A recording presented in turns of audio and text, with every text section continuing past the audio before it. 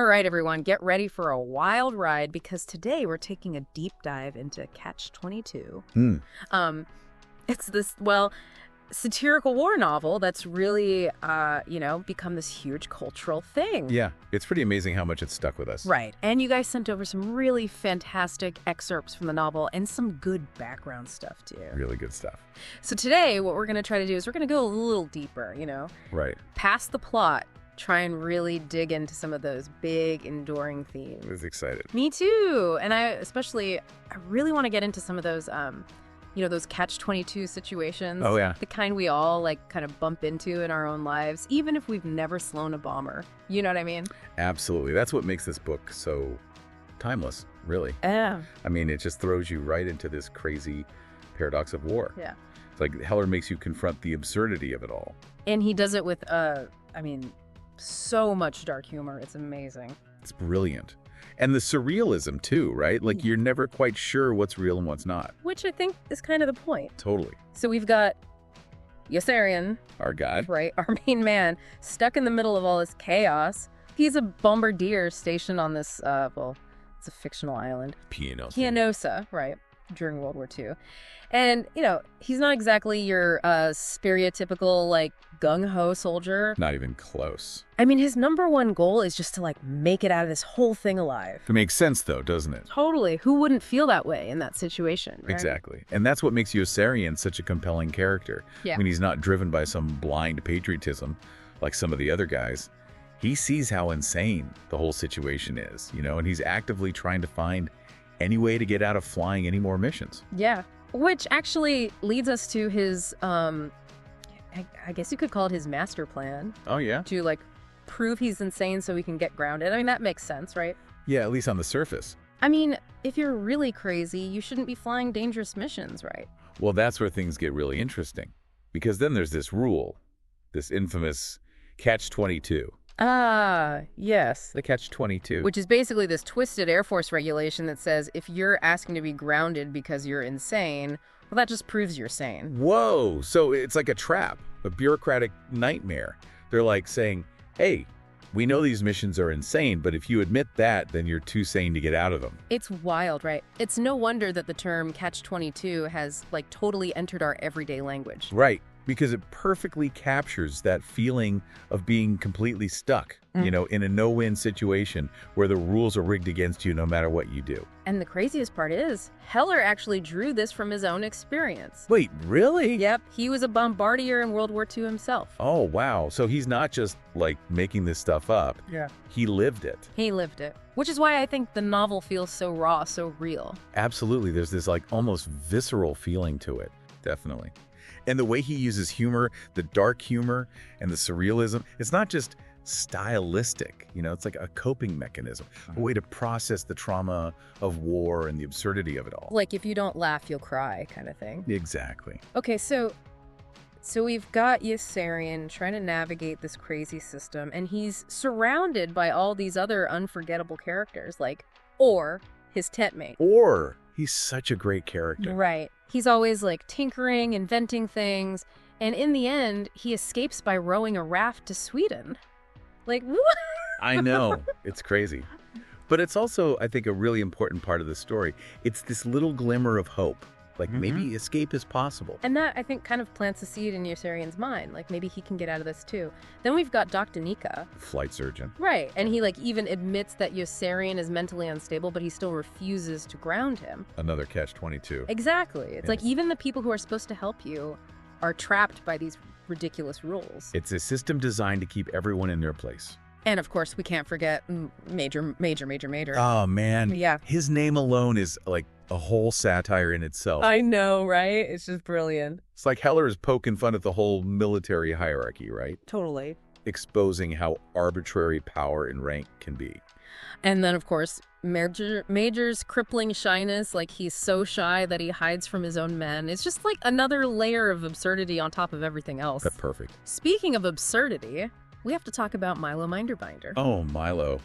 The mess officer turned entrepreneur. Right. He creates this giant corrupt syndicate during the war. Like, talk about profiting from chaos. He's a brilliant satire of unchecked capitalism. Oh, absolutely. It starts with, like, him trading eggs, and then it just blows up into this global enterprise. And he even bombs his own squadron for profit at one point. It's so dark, but so funny. It really makes you think about where the line is between ambition and, like, just ruthlessness. And how easily good intentions can get twisted in a system like that. Because, I mean, Milo starts out with this idea of just wanting to, like, provide for his men. Right. He's like, hey, I'm just trying to get you guys some good food. Exactly. But it quickly spirals out of control. Oh, yeah. It definitely spirals. And then we've got Colonel Cathcart. He's just obsessed with increasing the number of missions his men have to fly. He's the embodiment of the military machine, right? Yeah. Cold, calculating, and totally indifferent to the human cost. It's chilling, and it's through these characters, I think, that Heller really paints this powerful portrait of the individual versus the system. It's funny, it's heartbreaking, and it's definitely thought-provoking. It is. And speaking of heartbreaking, we have to talk about the Avignon raid. This is a major turning point for Yossarian. Right, that's where the brutality of war really hits home for him. It just shatters any illusions he might have had about, glory or heroism.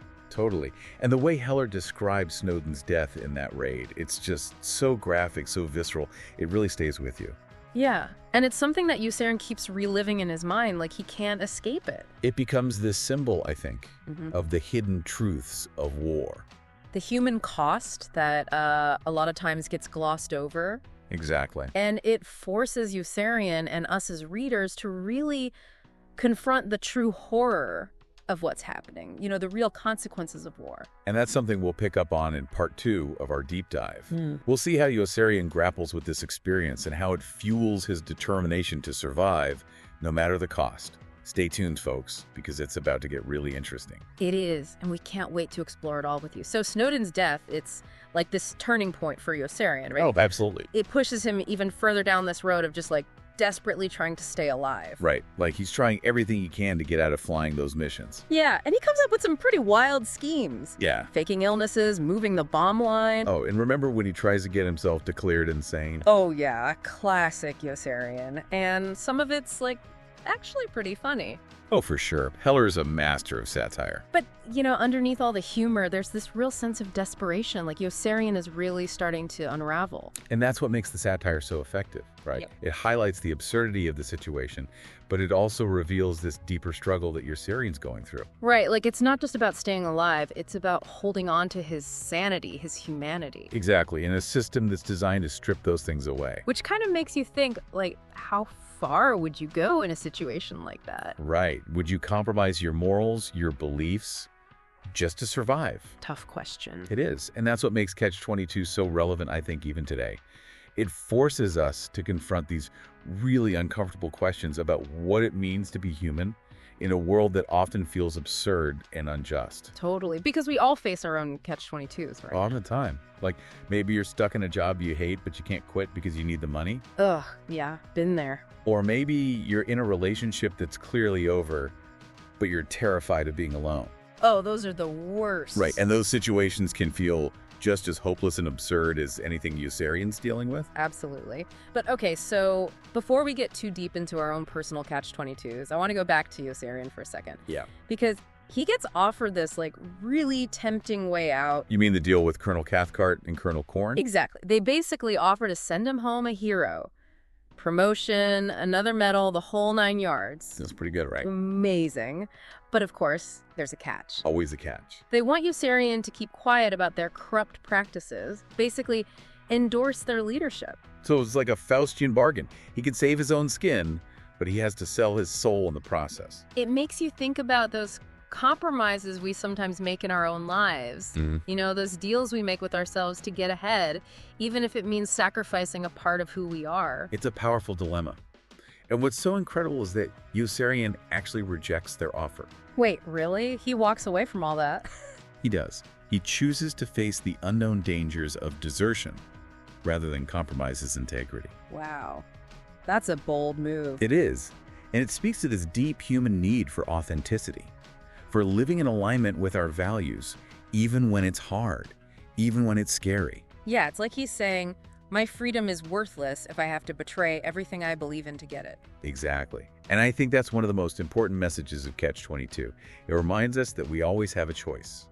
We can choose to stay trapped, playing by the rules of a system that doesn't serve us, or we can choose to break free. And that brings us back to you, the listener. We've been talking about absurdity, bureaucracy, the individual versus the system.